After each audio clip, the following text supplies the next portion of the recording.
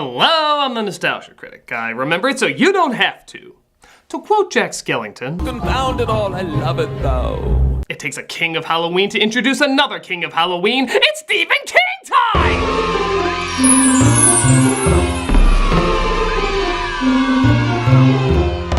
He's given us great story after great story and great hilarity after great hilarity. The bad Stephen King films and miniseries have been a highlight every Nostalgia-ween, and this year, we're starting right off with it. And by God, do we have a good one for you. This might be the funniest Stephen King movie ever. Funnier than Maximum Overdrive. Funnier than the Tommyknockers. Maybe even funnier than It, which has Tim Curry as a clown. That is an accomplishment. Ladies and gentlemen, Sleepwalkers.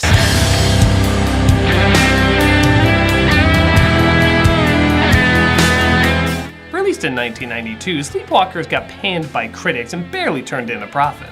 But the impact it left on people who did see it will last for eons. Because it wasn't exactly a monster hit when it came out, it's on the verge of being lost to obscurity.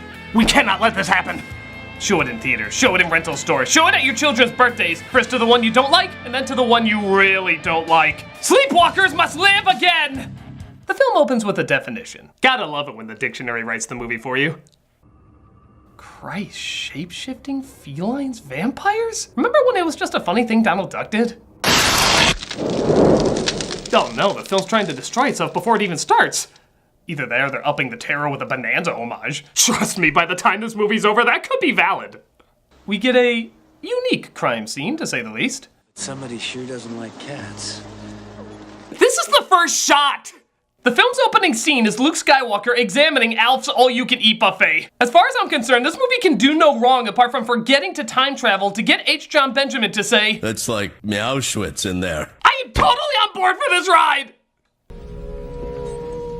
What the hell was that?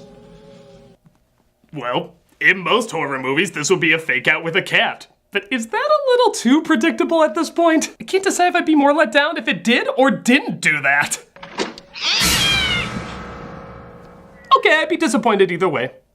At least they had a little extra, though.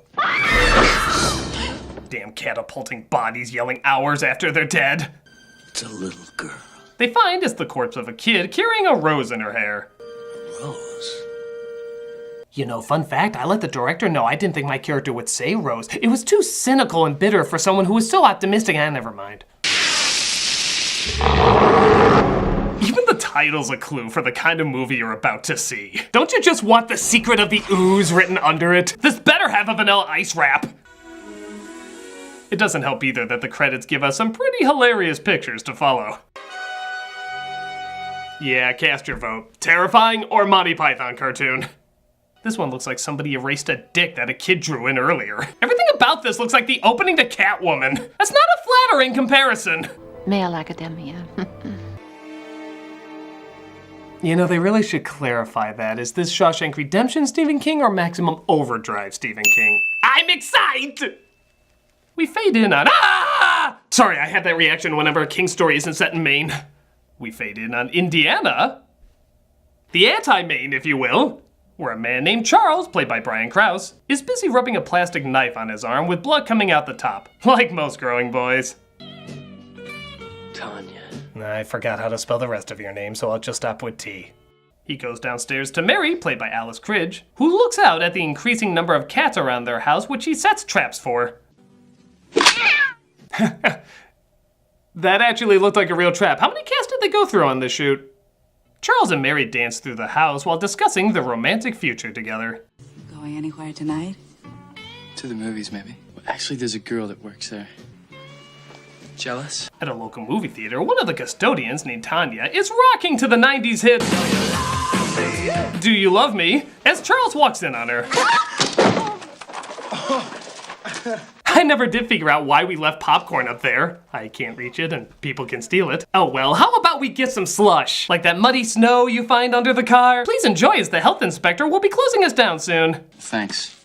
See you in class. Welcome to Travis. Thanks a lot. I'll celebrate by being the only good-looking guy alone at a theater to watch a movie nobody's seeing. Suspicions! You can use them! So the next day at school, Yeah, school, because both of them are totally teenagers, guys. Let's do some birthday searching on this. Totally teenagers, guys! They go to class with other 20-somethings, taught by Glenn Shaddix.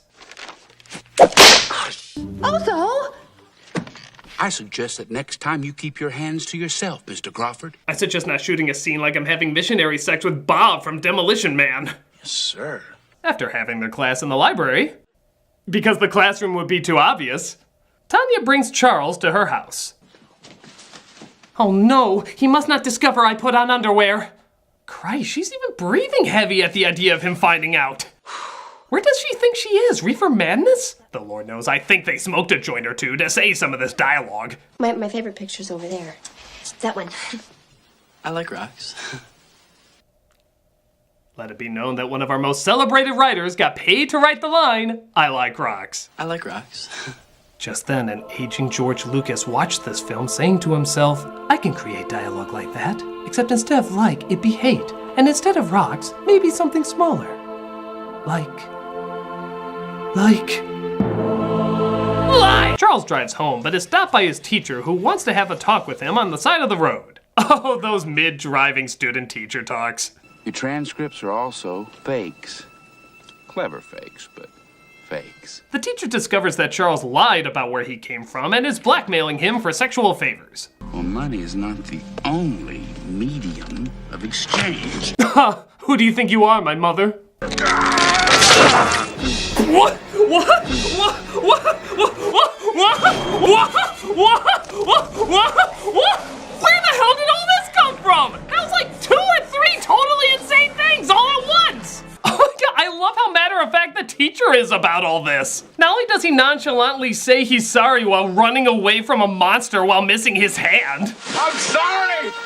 But when Charles offers his hand back to him, he's like, well, thank you. I think I deserve that. Wait, that's my hand. Oh, and also turning into Lion-O. That was kind of weird. Oh my god, this is all too crazy. Cut to something that makes more sense. Come on, boy. Get the bad guy. Get the bad guy. Get the bad guy. Come on, Quilvis. Does that cop have a cat in the car? Like that's a thing? What, the canine unit find out this film is too stupid to be in, so they had to settle for the feline unit? What the sweet hell am I watching? Pull over!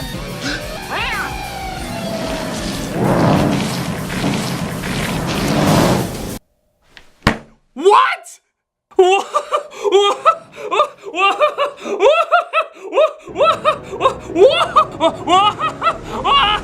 It's invisible! So Tanya invites Charles to a photo shoot she's doing at a cemetery. Remember, honey, I want you home by 5. Yes, Mommy, and I'll be sure to pack extra dieties, too. Nobody loves a smartass, Tanya. I'm just here because Alan Thicke was too expensive. Charles' mom is upset, though, because she wants him to bring a teenage virgin for her to dine on, and he's taking too long. Boy, that's a sentence that doesn't roll off the tongue easy. I'll get it. You stay here. I love you, Mom.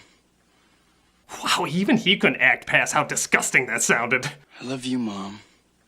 You have to pay me double every time we do a take of that. Tanya shows up, but Charles' mother might be jumping the gun. There. It finishes you somehow. What are your thoughts on assimilation? So they make it to the cemetery where they plan to have a picnic as well as a fake-out. Oh, hold it. You surprised me! That deserves a picture. I wrote Shawshank. Can you imagine if a whole generation took pictures for no reason? I can't. It'd be horrifying. Terrible. What are you looking at? Dinner. Do you really feel alone like the characters in your story? Because I do. Oh, come on! Tanya, I don't think you're entering into the spirit of this. Yeah, so it goes catch it insane again. Let's see how they react to all this kookiness. Yeah, I guess I was a little harsh on that homicidal monster. I better make sure my attacker's okay. Pika, baby! You so deserve to get eaten? She stabs him with a wine opener and he complains about blood being on his shirt. Just look at his shirt! My mother's gonna kill me! So, is this an Eddie Murphy comedy now? Is that him under all that makeup? Is he playing everybody? Even the singing cop comes along and takes him out. Cop kebab! You like that? I'm hoping that's gonna be my catchphrase. Cop kebab! Like, something bad happens, I say, cop kebab! It's a work in progress.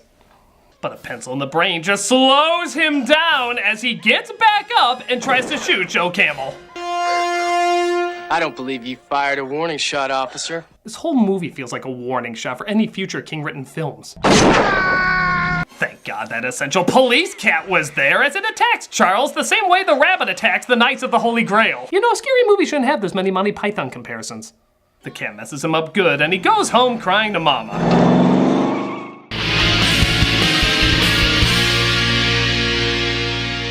So Charles returns home, damaged by the cat. And strangely enough, even with all the cats surrounding his place, none of them ever attack. That really is like a cat, isn't it? The fate of the world depends on them stopping these creatures from getting stronger and nah, I still don't fetch. Assholes of nature!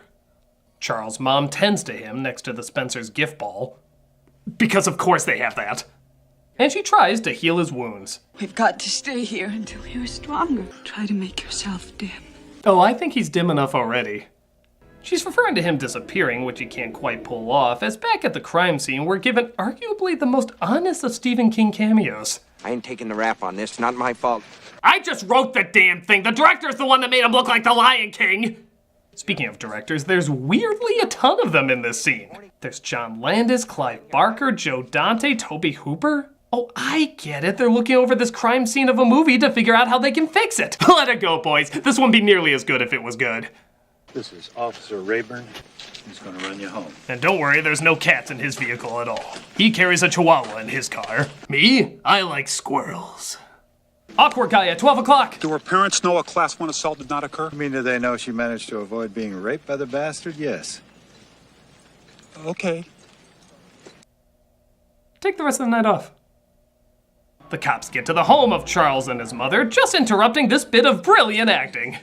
No. My boy is not going to die. Not ever! Yeah, I'd want to disappear after giving that read. They seem to be invisible in the house as Officer Ron Perlman comes in to honestly be the shittiest cop in an already impressive lineup of shitty cops. I'd like to set up a couple of checkpoints in and out of town. Perk's history by now, Ira. What about the cats? What about him, Ira? Look, as someone who already wore shitty cat makeup, you make some choices. Listen, that little girl needs a good smack on the butt. And if her mama and daddy won't do it, I'll happily volunteer. And here I thought mother-son incest would be the most pervy we got in this movie. Stay away from her, Soames. He said that like this happened before. What is up with this police force? Stay away from her, Soames. There's not a name for what I'm into, but I still wish to explore it. The cops don't find them there, so they leave, but it's advised someone stay with Tanya while two other cops stay at the house. This is the best meal I had since my wife passed on. She was delicious. What was that? Identify yourself. Maybe it was the wind. Okay, every person in every movie ever, please cross the wind off your list of suspects. I know you always put it at number 1, but at some point you have to go by the numbers. Speaking of which, reason number 27 million, these are the worst cops ever. My God, they've been yuck to death. Who could that be? Let me take a peek. It's probably the wind. Oh, honey, were we expecting wind? Well, the wind does drop by unannounced. It turns out it's Mary, though, as she invites herself in. You stay away from him. Oh no, she pushed me. I'm down! She pushed me! I now live on the floor! Once that happens to a cop, we can't get back up! It's like a turtle! I'm just useless! She pushed me! I ain't taking the rap on this, not my fault. He does eventually find the strength to recover from that push, as he demonstrates his cop skills by being the worst shot ever. You're a horrible shot. Well, this looks like the time to bravely run away. I'd call Reno 911 before calling these jokers. This next scene... I can't even do it justice. Just watch. Robertson! Slow down, Horace. There's blood everywhere! Are you there?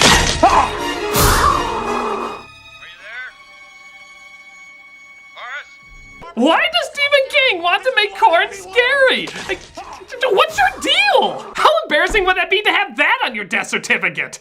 And come on, after using the cop kebab line, you couldn't go with the incredibly obvious corn on the cob. I see t-shirts of this man. T-shirts! Will nobody bank on how ridiculous this is?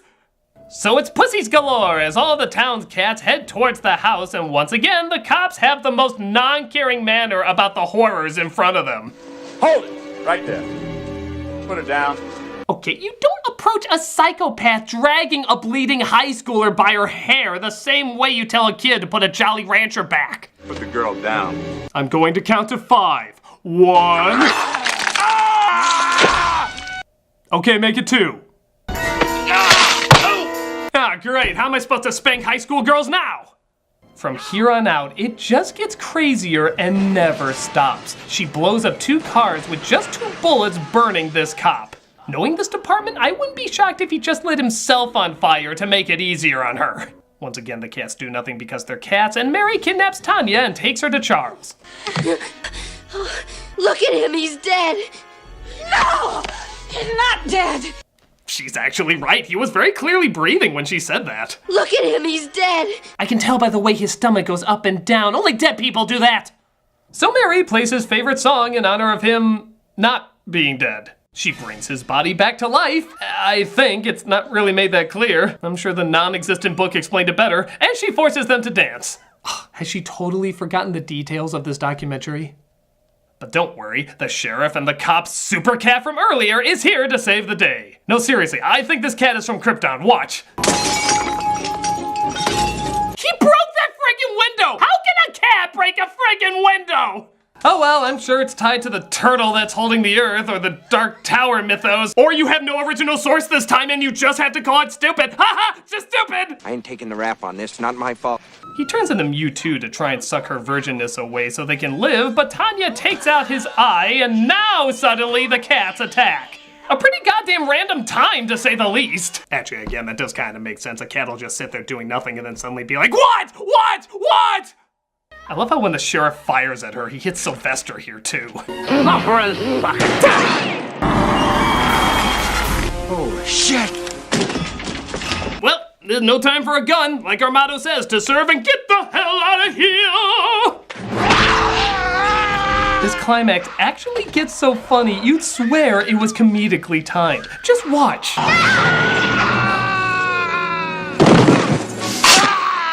Come on, you were going for a laugh there. You could put a Tom and Jerry sound effect and it matched perfect. But who said bear traps on people hurt as he just gets the hell back up and swings the trap in the back of the monster's head. This movie's gonna make me poop. I'm moving to Derry, Maine, where it's nice and quiet. The cats once again decide to attack at random and take Mary down. And the sentence is really hard to say without laughing. They scratch her so much she catches fire. Oh, King, I like your work when it's good, but I friggin' love it when it's bad. I ain't taking the rap on this. The cats still look uninterested. Come on, your claws set someone ablaze. Be impressed by something. And Tanya hugs the cop's cat who made it out alive. It's just you and me, Clovis. Just you and me. Yeah, I'm pretty tired for the night. Take the wheel, Clovis. That's right, this was all a really warped Toonses episode the whole time. Because admit it, that's the only way any of this would make sense.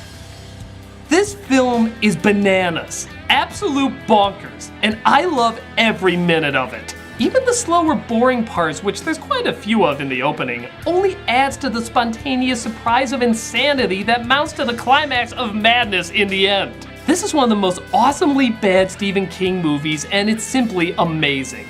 I love its passion, I love its energy, I love everything about it, even if I have no idea what it was trying to be. It's a masterpiece of epic proportions, and God bless every moment of it.